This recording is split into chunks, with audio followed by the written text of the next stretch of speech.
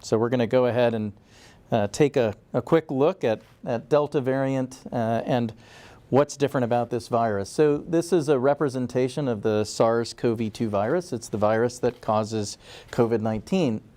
One of the most important features of the virus are these proteins here that stick out from the cell surface. Those are spike proteins. They're actually what give the virus its appearance that make it look like a crown under electron microscopy. It's why it's called coronavirus. But the other important thing about these spike proteins is it's how the virus attaches itself to our cells and allows it to gain entry. And what we've seen with Delta variant is there's some changes in the spike protein that allow the virus to bind more tightly to its cell receptor and to gain entry into cells more readily. And we're going to look at a video now that demonstrates that. So this video shows us a human respiratory epithelial cell. These are the cells that line your airways and inside your lungs.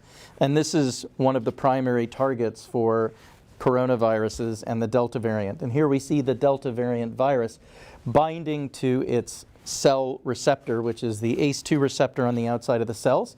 And that's how it gains entry inside the cell. Once it's in the cell, it releases its RNA genetic code. And that genetic code is then turned into proteins by the cell. Those viral proteins are then able to go inside kind of the manufacturing area of the cell. This is called the endoplasmic reticulum. And what the virus does is it now hijacks the cell and turns it into a virus factory. So now the cell is just making virus proteins and RNA. Those get packaged into a new virus that then moves through what's called the Golgi apparatus to get enveloped, and then it comes out of the cell surface and goes on to infect other cells in the body and also to infect other people. Those are the viruses that we shed out of our nose and our respiratory epithelium that make it infectious. And what we know about the Delta variant is, again, it does a much better job of binding to the cell surface receptor and gaining entry. It also does a better job of turning your cells into that virus factory, so it produces many more progeny, many more daughter virus particles than previous versions of the coronavirus. And we know that people with Delta variant can shed up to 1,000 times or more the amount of virus from their nose and respiratory epithelium than with the previous virus. Again, this is taking us through the process one more time.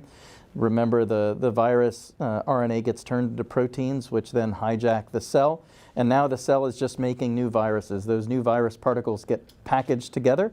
They come through the Golgi apparatus, they get enveloped, and then they are extruded outside of the cell, going on to infect other cells. Now, I think if we move forward, we can look at how vaccines protect us. So if we stop here, well, let's go back a little bit if we can, or start again. No worries. All right, keep going just a second. Stop right there.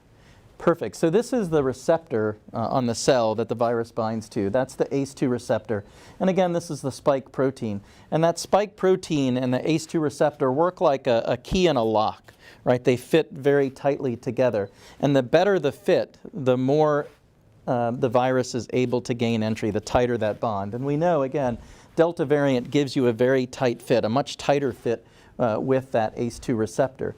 Now, a way to prevent the virus from gaining entry are these things, which are antibodies, right? So those antibodies also target that spike protein, and they bind to the spike protein and block its ability to be able to bind to the cell receptor. So when that lock and key can't fit together, the virus can invade your cell, and it's taken away and killed and disposed of by the immune system.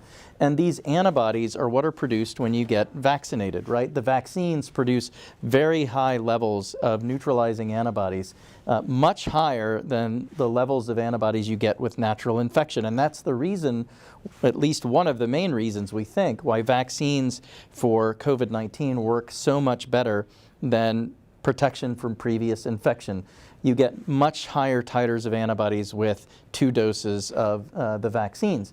And when you have these high titers of antibodies, again, you block the spike protein's ability to bind to its cell receptor. It can't get into your cells. It can't hijack them to make more viruses. And again, it's taken away and killed by the immune system. And that's why it's so important that we get as many of our community vaccinated as possible so we can avoid that scenario of the virus infecting a cell, and we can get to this scenario where everybody has antibodies that prevents that cell invasion and replication of the virus.